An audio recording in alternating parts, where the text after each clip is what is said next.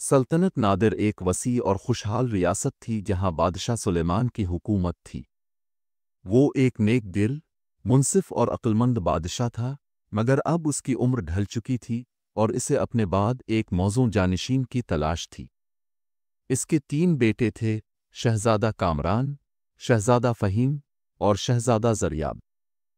تینوں شہزادے بہادر، ذہین اور نیک سیرت تھے، مگر بادشاہ کے لیے یہ فیصلہ کرنا مشکل تھا کہ تخت کس کے حوالے کیا جائے۔ ایک دن بادشاہ نے دربار میں تینوں شہزادوں کو بلایا۔ دربار میں وزراء، امراء اور سلطنت کے معززین بھی موجود تھے۔ بادشاہ نے اپنی گرجدار آواز میں کہا، میرے بیٹو، میں بوڑھا ہو چکا ہوں اور اب وقت آ گیا ہے کہ تم میں سے ایک تخت سنبھالے، لیکن میں تم میں سے کسی ایک کا انتخاب یوں ہی نہیں کروں گا۔ میں تمہیں ایک آزمائش دوں گا۔ تم سب کو 1 سال کے لیے دنیا کے مختلف حصوں میں بھیجا جائے گا۔ جو بھی سب سے قیمتی اور مفید چیز لے کر آئے گا، وہی میرا جانشین ہوگا۔ تینوں شہزادے حیران ہوئے، مگر جلد ہی انہوں نے اپنے والد کے فیصلے کی حکمت کو سمجھا۔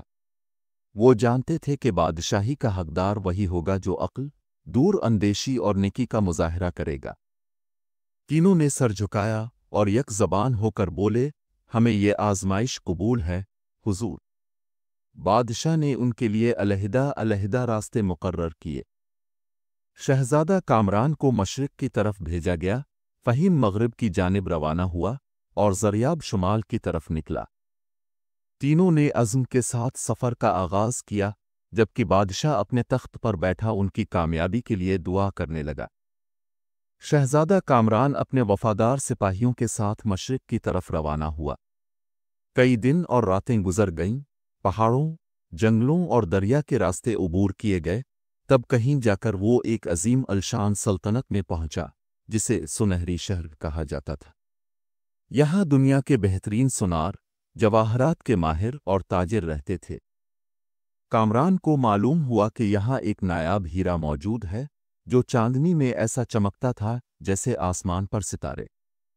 اس ہیرے کے بارے میں مشہور تھا کہ وہ بادشاہت کی شان بڑھا دیتا ہے، اور جو بھی اسے حاصل کرتا ہے، اس کی سلطنت دنیا کی سب سے دولت مند ریاست بن جاتی ہے۔ کامران نے کئی دن سوناروں اور تاجروں سے بات کی، مگر وہ ہیرا کسی کو آسانی سے نہیں دیا جا سکتا تھا۔ بالآخر ایک مشہور تاجر نے کہا، یہ ہیرا صرف اس شخص کو ملے گا جو اس کی قیمت چکانے کی صلاحیت رکھتا ہو، اور قیمت صرف سونا نہیں بلکہ عقل اور حوصلہ بھی ہے۔ کامران نے کئی ذہنی آزمائشیں دیں، حکمت بھری باتوں سے تاجر کو قائل کیا، اور یوں آخر کار اس نے وہ ہیرا خرید لیا۔ اب اس کے پاس ایک ایسی چیز تھی جسے وہ بادشاہ کو پیش کر سکتا تھا۔ وہ فخر سے اپنی ریاست کی طرف روانہ ہو گیا۔ شہزادہ فہیم مغرب کی طرف روانہ ہوا۔ وہ بہت سفر کرنے کے بعد ایک قدیم شہر بابل پہنچا، جہاں کہانیاں مشہور تھیں کہ وہاں جادوئی اشیاء موجود ہیں۔ یہاں ایک بوڑھا جادوگر رہتا تھا جس کے پاس ایک ایسا قالین تھا جو ہوا میں اڑ سکتا تھا اور پلک جھپکتے میں کسی بھی جگہ پہنچا دیتا تھا۔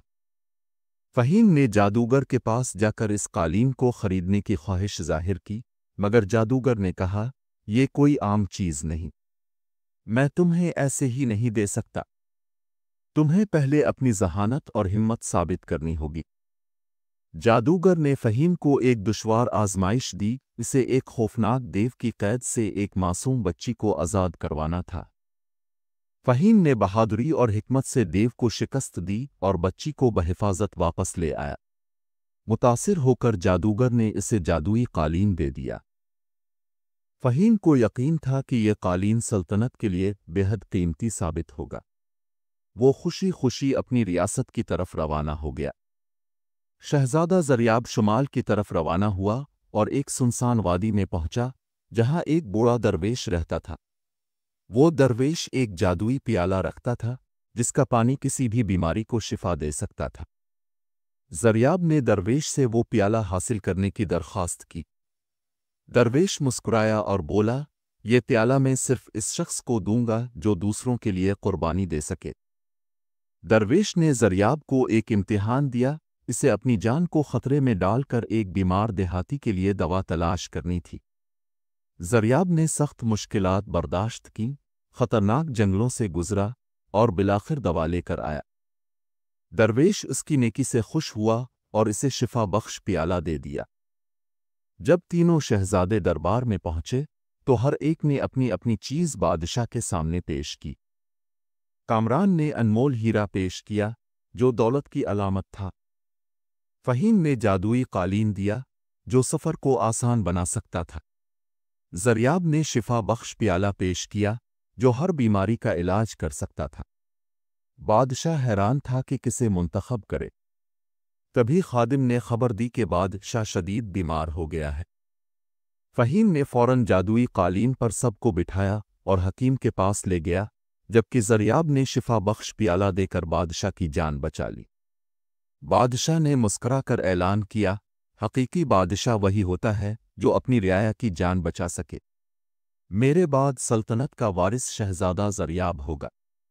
پورا دربار خوشی سے جھوم اٹھا اور یوں شہزادہ زریاب تخت پر بیٹھ کر ایک عادل اور نیک بادشاہ بن گیا۔ یہ کہانی اگر آپ کو پسند آئی ہے اس کو لائک کریں، سبسکرائب کریں اور شیئر کریں۔ آپ کا بہت بہت شکریہ۔